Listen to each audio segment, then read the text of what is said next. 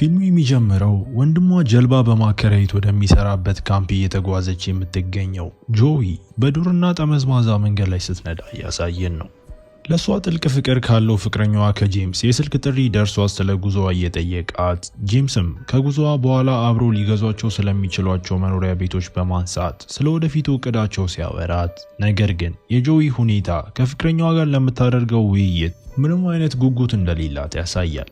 ከተወሰነ ጊዜ በኋላ ጆይ በመጨረሻም ወደ ካምፑ ደርሳ በዚያም ግሬ የሚባል ሞላ ያለ ሰውን በሞቅታም ታቅፈዋለች። እሱም ወንድሟ እንደሆነ ወዲያውኑም እንረዳለን። ግሬ ወደ ስራው ከመግባቱ በፊት ከካሪሳና ቫን ከተባሉ ሁለት ደንበኞቹ ጋር ማስተዋወቃት። ለሚመጣው የጀልባ ጉዞ ያላቸውን እቅድ በደስታ አካፍሏቸው፣ እንዲሁም የእረፍት ቀኑ ቢሆንም እንኳ የልጅነት ጓደኛው ትሬቨር አብሯቸው ለመቀላቀል መወሰኑን በመናገር ጆይን ያስገርማታል። ጆይ በዚህ ደንግጣለች እና ምላሿ ደስታ የሚያሳይም አልነበረም። ከጥቂት ቅጽበታት በኋላ ትሬቨር በጆይ አጠገብ ተከስቶ እሷ መሳተፏን እንደሰማ በአድቬንቸሩ ለመቀላቀል እንደቋቋም አካፈላት። እሱ በቅርቡ ከ3 ዓመት የእስር ቆይታ እንደተፈታና ግሬ በስራው ውስጥ ቦታ በመስጠት ህይወቱን እንዲያስተካክል እድል እንደሰጠውም እንረዳለን። ጆይ ዶክተር ስትሆን ከትሬቨር ጋር ስታወራ ምቾት እንደማይሰማትም በግልጽ ይታያል። ነገር ግን ሁሉም ነገር ሰላም እንደሆነም እያስመሰለች ከጥቂት ጊዜ በኋላ ቡድኑ አንድ ላይ ተሰባስቦ ለሚመጣው የራፍቲንግ አድቬንቸር እየተዘጋጁ፣ ግሬ ደግሞ ስለ የመግዘፍ ቴክኒኮችን መመሪያ ይሰጣል። ጆይ በአንድ ነገር የተረበሸች ስትመስል፣ ነገር ግን ቀስ በቀስ ከቡድኑ ጥሩ መንፈስ ጋርም ተላምዳ ከጥቂት ቅጽበታት በኋላ ግሬ የመጀመሪያዎቹ ማዕበላዊ ፈጣን ውሃዎች ስለሚያጋጥሟቸው ዝግጁ እንዲሆኑም ነገራቸው። ፈጣን ውሃዎቹን ካለፉ በኋላ እጅግ ውብ በሆነ ቦታ ላይ ረፍት አድርገው ቡድኑ በመጨረሻ ካምፕ ለመመስረት በግሬ መሪነትም ወደ ጫካ ገቡ። ድንኳኖቹን ተክለው ሲጨርሱ ካሪሳ በቀልድ መልኩ ስለ መጸዳጃ ቤት ስትጠይቀው፣ ይህም ግሬ ለደህንነት የሚሆን የድብ መከላከያ ፔፐር ስፕሬይ እያቀረበላት ተስማሚ ዛፍ እንድትፈልግም ሀሳብ አቀረበላት። ሲሆን የሚነደው የካምፕ ሳር ዙሪያ ተሰባስበው መጠጥና ታሪኮችንም ያካፍላሉ። ቡድኑ ስለ ፍቅረኛዋ ዝርዝር መረጃ እንድትናገር ሲጫኗት የጆይ ምቾት ማጣቷ ጨምሮ፣ ስለዚህ ሁለቱም ዶክተሮች ሆነው በሚሰሩበት ወቅት እንደተገናኙ በግድ ትናገራለች። ሴቶቹ እሱ ቆንጆ ዶክተር መሆን አለበት ሲሉ፣ ይህም በትሬቨር ዘንድ ቅናትን ያነሳሳል። ምክንያቱም እሱ ገና ከመጀመሪያው አንስቶ በጆይ የተሳበም ይመስላል። ምሽቱ እየገፋ ሲሄድ የደከማስ ጆይ ወደ ድንኳኗ ለመግባት ፍቃድ ጠይቃ ሄዳ በኋላ ቫን ከዛፍ ጋር ወዳጅነት የመፍጠር ፍላጎቷን አውጃ ለመጸዳዳት ወደ ጨለማው አመራች። በዚያው ቅጽበት የመጠጡ ስሜት የተሰማው ትሬቨር እሱም ያንኑ እንደሚያደርግ ተናግሮ ወደ ጨለማውም ተጓዘ። ይህ በእንዲህ እንዳለ በራሷ ድንኳን ውስጥ ጆይ ስልኳን እየነካካች ከፍቅረኛዋ የመጣላትን መልእክት አይታ በአዎንታዊ መልእክት ብትመልስም፣ ነገር ግን ደካማው ኔትወርክ መልእክቷ ሳይላክ እንዲቀርም አደረገው። ከዚያም ጆይ ልትተኛ ስትጀምር ሁላቸውም ትሬቨር እርዳታ ለማግኘት የሚጮውን ጩኸት ሰምተው የቡድኑ ሰዎችም ወደ ስፍራው ይጣደፋሉ። በጨለማው ውስጥ ቫን መሬት ላይ ከባድ የራስ ቁስለት አጋጥሟት አግኝተዋት ጆይ በፍጥነት መሬት ላይ እንድትተኛ መመሪያም ሰጠቻት። እዚህ ትሬቨር ቫን ተንሸራታ ጭንቅላቷ ከድንጋይ ጋር እንደመታች በተደጋጋሚ አጥብቆም ይናገራል። ግሬ ትሬቨር የእርዳታ መስጫ ቁሳቁሱንና የሳተላይት ስልኩን እንዲያመጣ ሲያዘው ጆይ የቫንን አንገት እንዲደግፍ ግሬ ትልልቅ እንጨቶችን እንዲያመጣው ነገረችው። ትሬቨር ሊደፍረኝ ሞክሮ ነበር በማለት ቫን አስደናቂውንና አስጨናቂውን እውነት ስትገልጽ፣ ይህም ጆይንም አስደነገጣት። ትሬቨር ድጋሚ ሲመጣ ጆይ ደሙን ለማስቆም እየረዳቻት፣ በመቀጠልም ትሬቨር የሳተላይት ስልኮቹ ባትሪ እንደጨረሱም ይናገራል። ይህንን ሲሰማ ግሬ በአቅራቢያ ያለው እርዳታ የደን ጠባቂዎች ጣቢያ እንደሆነ፣ ነገር ግን ምንም መንገድ ስለሌለ እዚያ ለመድረስ የ2 ሰዓት ፈጣን የመቅዘፍ ጉዞ እንደሚወስድም ይናገራል። በራስ ቅል ስብራት ምክንያት የቫን ሁኔታ አሳሳቢ በመሆኑ ግሬ ሌሎቹ ዕቃዎቻቸውን እንዲሸክፉ ሲያዝ፣ ትሬቨር ግን በጨለማ በወንዙ ላይ በጀልባ መጓዝ ስላለባቸው ደስተኛ ባይሆንም፣ ነገር ግን ግሬ ሌላ አማራጭ እንደሌላቸው አጥብቆም ይናገራል። ቡድኑ በፍጥነት ንብረቶቹን ጠቅልሎ በጀልባው ተሳፍሮ በመቀጠል ግሬ ትሬቨር በተነገረው መሰረት ስልኮቹን ባለመሙላቱ ሲገስጸው፣ ይህም በእነሱ መካከል ወደ ረጅም የቃላት ጭቅጭቅም ያመራል። ቫን በህመምና በችግር ሁል ጊዜ ከጎኗ እንደነበረች ለካሪሳ በማስታወስ ከጓደኛዋ ከካሪሳ መጽናናትንም አገኘች። በውሃው ላይ ለተወሰነ ጊዜ ከቆዩ በኋላ ቫን መንቀጥቀጥ ጀምራ ጆይ በጀልባው ላይ ልታረጋጋትም ትችላለች። ነገር ግን ጊዜው እያለቀ ነውና ወደ መዳረሻቸው ለመድረስ ከ1 ሰዓት ያነሰ ጊዜ ሲቀራቸው ግሬም ለትልቅ ማዕበል እንዲዘጋጁ ይነግራቸዋል። ቡድኑ የሾሉ ድንጋዮች ወዳሉበት የወንዙ ክፍል ሲቃረብ ግሬ ሌሎቹ ወደ ግራና ወደ ቀኝ ፈጣን መጣጠፍ እንዲያደርጉ ማዟቸው፣ ሁላቸውም የግሬ መመሪያ በመከተል በጠንካራው ፈጣን ውሃ ውስጥ ማለፍም ይችላሉ።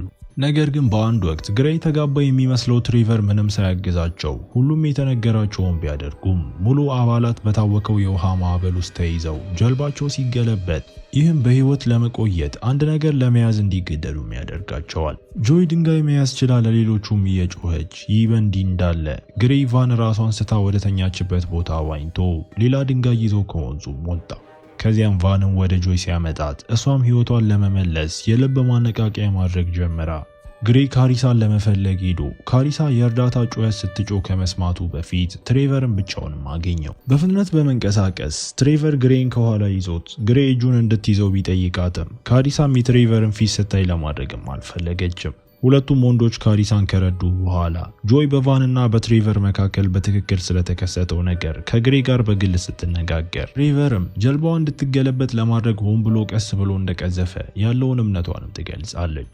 ግሬ ግን ትሬቨር እንደዚህ ያለ እኩይ ነገር ሊያደርግ አይችልም በማለት ጥርጣሬዋን ውድቅም አደረገው። ትሬቨር እንደደረሰ እህትና ወንድምየው ምንም ችግር እንደሌለም ያስመስላሉ።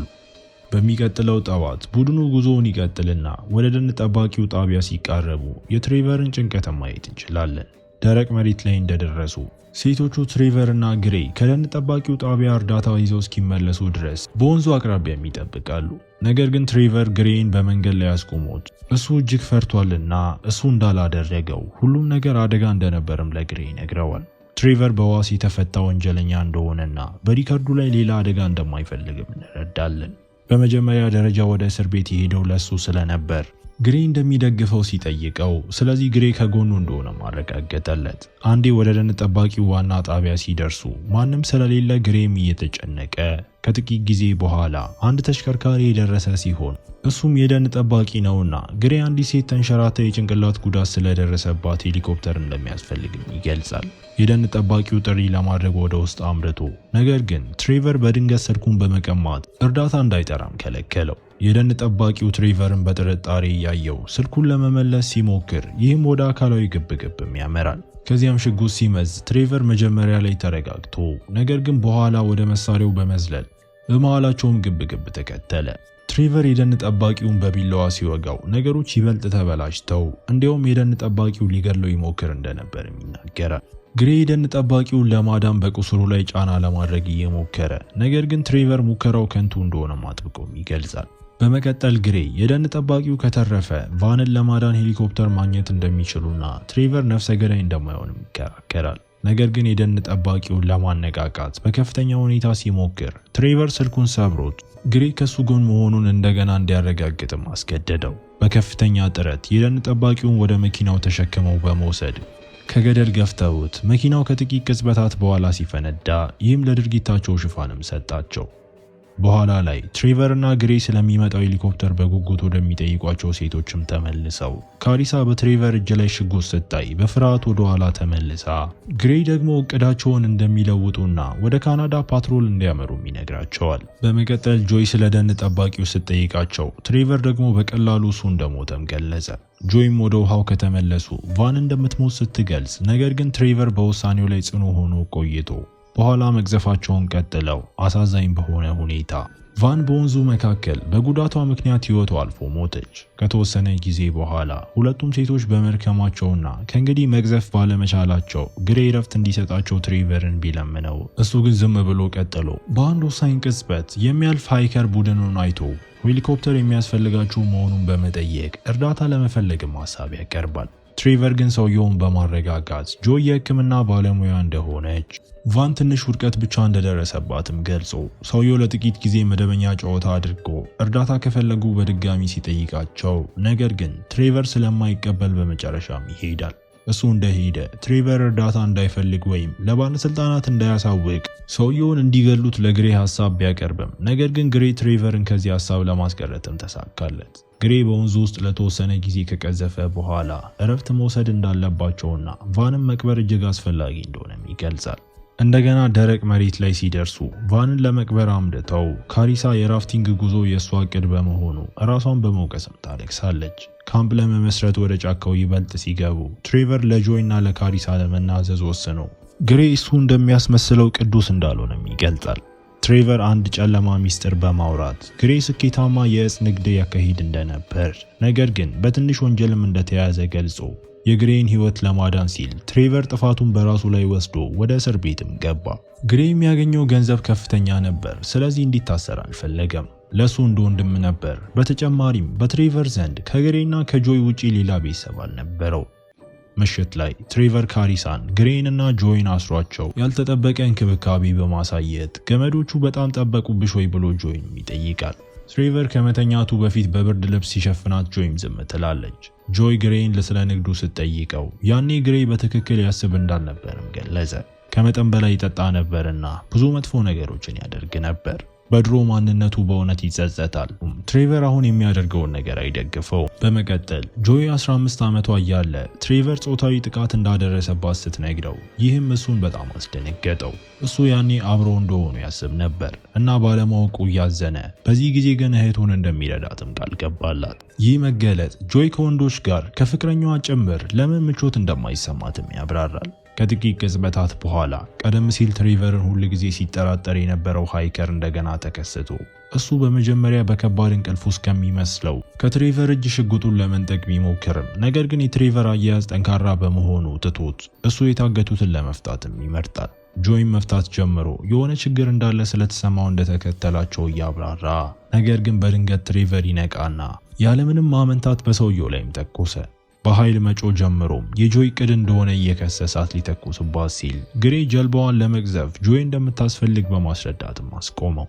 በሚቀጥለው ጠዋት ትሬቨር ሰውየውን እንዲቀብሩ አዟቸው፣ ካሪሳ ደግሞ በኪሱ ያገኘችውን ቢላዋ በሚስጥርም ደበቀች። ከዚያ በኋላ ወደ ጀልባው ተመልሰው በትሬቨር መመሪያ መሰረት መቅዘፋቸውን ይቀጥላሉ። ጆይና ካሪሳ በጠንካራ ገመዶች እንደታሰሩ ቆይተው ግሬ ፏፏቴውን ለማለፍ ቢያንስ 4 ሰዎች እንደሚያስፈልጉ ተደጋጋሚ በመጫን እንዲፈታቸው ትሬቨርንም እየለመነው፣ ትሬቨር ግን በወንዝ መሪነቱ ላይ በግሬ ችሎታ ሙሉ እምነት ስላለው ሊፈታቸውም እምቢ ይላል። ነገር ግን ትሬቨር ሳያውቅ ካሪሳ በቢላዋ የጀልባዋን አካል ለመብሳት ተጠቅማ ከተወሰነ ጊዜ በኋላ ትሬቨር ጀልባው ውሃ ማስገባት መጀመሩን ተረድቶ ካሪሳን ጀልባዋን አበላሽታለች ብሎ ሲከሳት እሷ ግን አጥብቃ ትክዳለች። ለማቆም ስለተገደደ ትሬቨር ጀልባዋን እንዲጠግን ግሬንም ጠይቆት፣ ነገር ግን ለሁሉም ሰው በሚያስገርም ሁኔታ ግሬ ትሬቨርን በማጥቃት ሽጉጡን ለመቀማት መሞከር ጀመረ። ሁለቱ ለመሳሪያው ሲታገሉ ካሪሳ ደግሞ ጆይን ከእስሯ ለመፍታትም ትታገላለች።